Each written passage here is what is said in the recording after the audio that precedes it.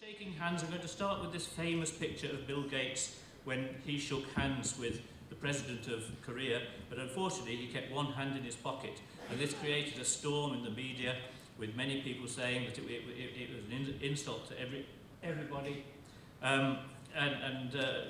Luckily, a couple of days later, Larry Page of Google came along, and he was able to show Bill Gates how it really should be done. Look at the way he's shaking hands, and look at the careful floating of the left hand, not in his pocket, but ready, it appears, to do what they call the double hand clasp. He didn't quite get that far.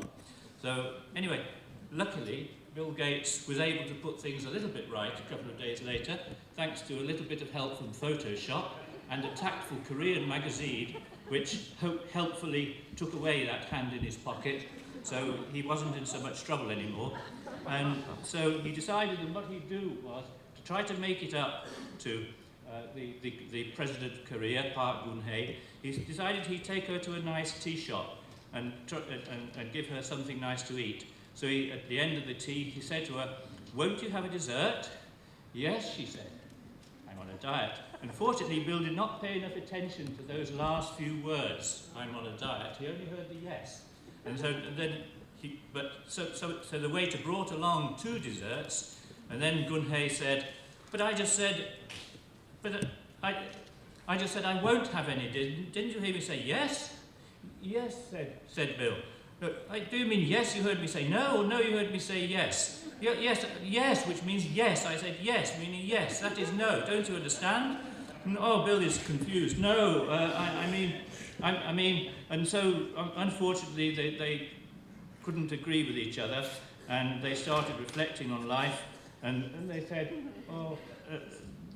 they said, no wonder they say that mixed marriages don't work. Luckily, they were not wanting to get married.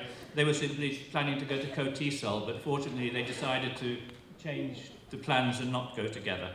So thank you anyway to Larry Fane, who wrote that cartoon and who gave me permission to use it.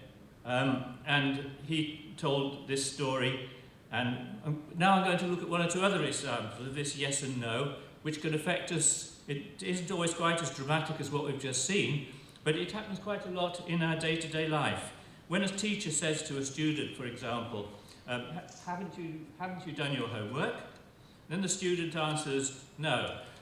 Well, if we're in Korea, or in Hong Kong, or in China, or anywhere, we don't actually know what that answer means. Whether it's no, meaning that I haven't done it, or no, meaning that I have done it. So answering the Korean way, or the English way. So all we can do is use other clues, such as the facial gestures, for example, the facial expressions. So if you look at this little boy, haven't you done your homework? No. Has he done his homework? No, he hasn't, unfortunately. We can tell that from his face, how sad he looks. So what about this little girl? Haven't you done your homework? No. Has she done her homework? Yes, she certainly has done her homework. And she's shocked at the very suggestion that she has not done her homework. And so her no is the Korean no. In fact, in this case, the Chinese no, because this actually happened in one of my classes recently. And in fact, she had done her homework. So anyway, here's a picture of me when I was younger. And I said to one of the students who was going to do a seminar the next day in another class, I said, "Do you want me to come and listen to your seminar?" She didn't answer at first, but her face seemed to say anything. So I was disappointed, so I said, "Oh, don't you want me to come?" And she said, "Yes, it will give me pleasure." That's what I thought she said. But because she looked so distraught the first time, I thought, well, I better do a little bit of checking up and find whether she really does, because it seems to be wrong. So what I discovered when I did a little bit of investigation, first was that her yes meant no, her no, and then the other thing is that in the Chinese pronunciation of English, very often sh comes out as zh. So that her word pleasure was actually her way of saying pressure. So she meant no, it will give me pressure. Anyway, we can get away from the world of words and be on safer ground if we look at gestures for saying yes or no. Because everybody knows that when we nod, we mean yes. And of course, every teacher loves a nodding student, like this one, who was sitting in front of him, agreeing with everything, until the teacher discovers that the student is a Bulgarian. And then, of course, what we know is that in Bulgarian, nodding your head means no, shaking your head means yes.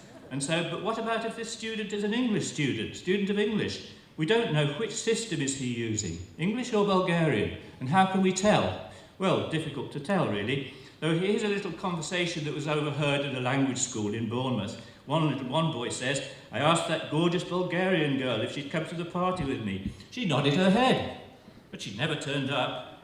And so his friend says, "Oh, thanks for the warning. I'll steer clear of her."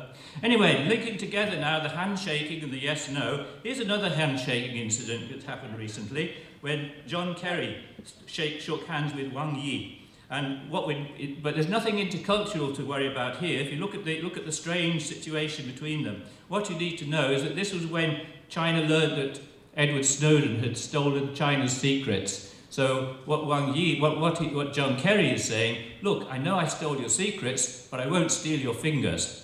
And so that was that incident. Now here to finish now, one little gesture. Here's baby George is waving goodbye to us all, and he's already gone.